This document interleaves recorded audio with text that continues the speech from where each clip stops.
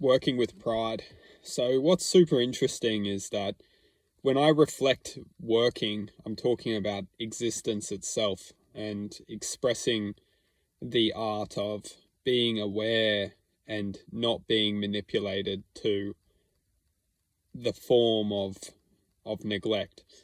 When we look at neglect itself, we look at the art of being able to not be certain of what we are trying to achieve within the present moment. When I talk about working with pride, what I am going to bring to attention is being the expression of the moment and acting within the moment and not expressing a sense of uncertainty. Because everything is uncertainty. It's whether we resignate doubt, resignate fear or worry to this uncertainty, which will express the willingness of failure. What's super interesting is that this reality is very much based for us to experience failure. And failure itself is absolutely not negative. What is negative is perceiving that the failure was negative.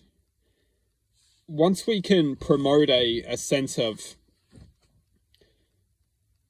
continuous gratitude towards learning and continuous gratitude towards expressing this moment and using this moment to form more levels of deepened objective, we can understand that if we truthfully want to work with pride, work with dignity within this reality, everything is something that we're working towards. If we want to continue to achieve and feel great for our achievements, we must look that nothing is negative. Everything in this reality is only giving us a sense of appreciation for learning itself. When we learn, we discover a different side to what we didn't know. And when we discover this side, when we can harness our attention on this side, it's a continuous opening of doors. We continue to move forward and move forward and move forward and move forward and move forward. What we will find is that the door will lock. And if we are uncertain how to move into the next door, and we believe that we see, this is very interesting, is because when we get to the point where we can't move forward into the next door, if we promote panic, worry, stress, fear, then we'll never have that level of existence to unlock the door. What unlocks the door is accepting when the door will be opened, it will await us. We open the door by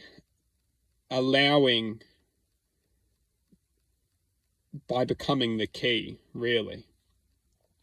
And a lot of the time we don't have the right frequency to open the next door in our lives. And that is why taking a moment to reflect and ask the question, what is restricting me from unlocking the next door in my life? A lot of the time we will really boil it down to we're promoting too much fear. And by promoting the fear, we are stressing ourselves, where we're not allowing ourselves to move into this. Because every time we open the door, effectively, we're unlocking or releasing emotions which elevate us to a greater existence, to open the door into a higher state of existence. And this reality is very much built upon suppressing this existence. It's built upon creating these doors for us to not just become one with the divine. It's all very much calculated to a density of which we have to constantly be working through the densities into unlocking the potential of releasing from the density of which we were existing in. What's very important to understand, if we want to live in this reality and promote the highest potential in this moment, we must let go of the consequences which will arise through existence itself. If we look at this existence as there's consequences, we will never raise above the contamination of whatever the thoughts are trying to feed into our existence. There is no such thing as negativity. Negativity has been designed to manipulate our attention to attract ourselves to the density of contamination, and the contamination is everywhere. This reality is built to confine us within the realms of self-pity and distraction. When we're always distracted and always within our self-pity, we can never truthfully align to the divine.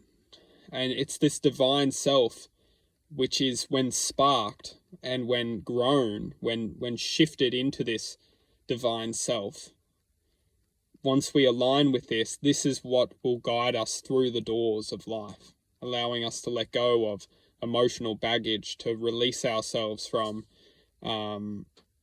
manipulation, release ourselves from the distorted version of the manipulated self. As we let go of this manipulated self, this distortion within us, we will see that it doesn't allow us to go easy. We have to constantly release ourselves one step at a time, one moment at a time.